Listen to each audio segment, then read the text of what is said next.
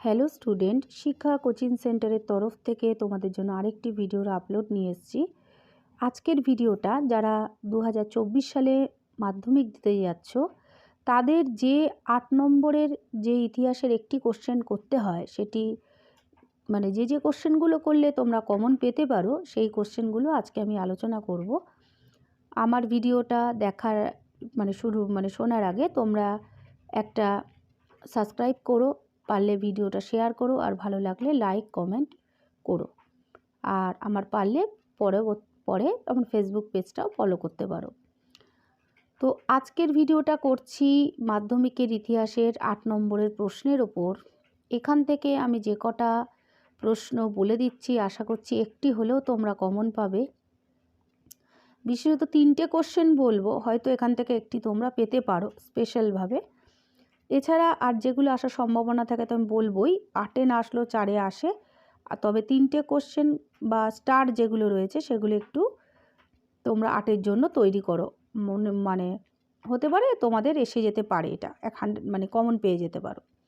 তো প্রথম যেটা 8 নম্বরের জন্য করবে সেটা হচ্ছে 19 শতকে বাংলায় নবজাগরণের চরিত্র ও প্রকৃতি আলোচনা করো। এটা কিন্তু তোমাদের জন্য এবারে খুব ইম্পর্টেন্ট একটা কোশ্চেন।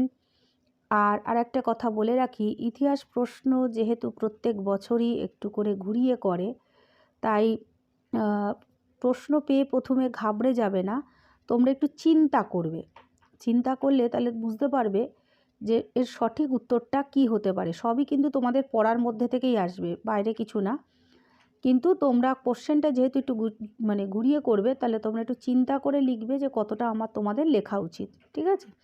তো এই প্রথম কোশ্চেনটা ভীষণ ভালোভাবে করবে। 19 শতকে বাংলায় নবজাগরণের চরিত্র ও প্রকৃতি আলোচনা করো। এর পরবর্তী প্রশ্ন, ব্রহ্ম আন্দোলনের বিবর্তন ও বিভাজন বৈশিষ্ট্যগুলি লেখো। এটাও একটি ইম্পর্ট্যান্ট প্রশ্ন তোমাদের এবারে, খুবই একটা গুরুত্বপূর্ণ প্রশ্ন। আর এর পরের প্রশ্ন, সাঁওতাল বিদ্রোহের কারণ, বৈশিষ্ট্য, ফলাফলে। 3টে রেডি করবে। তার কারণ সাঁওতাল বিদ্রোহ থেকে কিন্তু অনেক সময় তোমাদের 4 নম্বরেও কিন্তু চলে আসার সম্ভাবনা থাকে। সাঁওতাল বিদ্রোহ কিন্তু তোমাদের এবারে 2024 সালের বড় প্রশ্নের মধ্যে একটি অত্যন্ত ইম্পর্ট্যান্ট টপিক। পরের প্রশ্ন, নীল বিদ্রোহের কারণ ও ফলাফল আলোচনা করো। এটাও তোমরা খুব গুরুত্বপূর্ণভাবে পড়ো। তারপরের প্রশ্ন, লেখায় রেখায় জাতীয়তাবাদের বিকাশের পরিচয় দাও। এটাও আরেকটি গুরুত্বপূর্ণ প্রশ্ন। এই কোশ্চেনটা খুব কমই আসে, কিন্তু তোমরা এই কোশ্চেনটাকে একটু রেডি করে রাখো। এটা একটু লেন্দি কোশ্চেন, একটু অনেকটা বড় এর অ্যান্সারটা লিখতে হয় আর কি। তোমরা একটু সেভাবে রেডি করো, এটা একটা ইম্পর্টেন্ট তোমাদের জন্য। আরেকটি গুরুত্বপূর্ণ ইম্পর্টেন্ট কোশ্চেন হচ্ছে 1857 সালের মহাবিদ্রোহের চরিত্র ও প্রকৃতি লেখো। এইটা কিন্তু ভীষণ একটা ইম্পর্টেন্ট প্রশ্ন, তোমরা খুব ভালো করে কিন্তু এটিকে রেডি করো। পরের প্রশ্ন, ছাপাখানার বিকাশে উপেন্দ্র কিশোর রায়চৌধুরী, ইউএন রায় অ্যান্ড সন্সের ভূমিকা আলোচনা করো। এর পরবর্তী প্রশ্ন, অহিংস অসহযোগ আন্দোলন পর্বে বঙ্গভঙ্গ বিরোধী আন্দোলন পর্ব, ভারতের কৃষক আন্দোলনের পরিচয় দাও। এই দুটো আন্দোলন পর্বেই তোমরা একটু কৃষক আন্দোলনগুলো একটুখানি পড়ো। আর দুটি প্রশ্ন রয়েছে, সে দুটি হলো, অহিংস অসহযোগ বা আইন অমান্য আন্দোলনে নারীদের ভূমিকা আলোচনা করো। এটাও কিন্তু মোটামুটিভাবে একটি ইম্পর্টেন্ট প্রশ্ন, ঠিক আছে? আর আরেকটি খুব গুরুত্বপূর্ণ, আমি যে বললাম যে 3টি কোশ্চেন তোমরা ভালো করে করবে, আরেকটি গুরুত্বপূর্ণ প্রশ্ন হচ্ছে সশস্ত্র বিপ্লবী আন্দোলনে নারীদের ভূমিকা আলোচনা করে। এটা কিন্তু খুব ইম্পর্টেন্ট, তোমরা কিন্তু এটাকে ভালো করে করো। তাহলে আমি বলেছি যে তোমরা 3টে ইম্পর্টেন্ট প্রশ্ন বেশি ভালো করে করবে।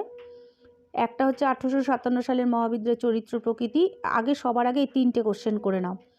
এরপরে হচ্ছে 19 শতকে বাংলায় নবজাগরণের চরিত্র প্রকৃতি, আর হচ্ছে সশস্ত্র বিপ্লবী আন্দোলনের নারীদের ভূমিকা আলোচনা করে। এটা কিন্তু খুব ইম্পর্টেন্ট এবং গুরুত্বপূর্ণ। এই 3টে কোশ্চেন তোমরা সবার আগে করে নাও, তারপরে বাকিগুলো করো। আশা করছি এখান থেকেই তোমরা কমন পেয়ে যেতে পারো একটি 8 নম্বরের প্রশ্ন।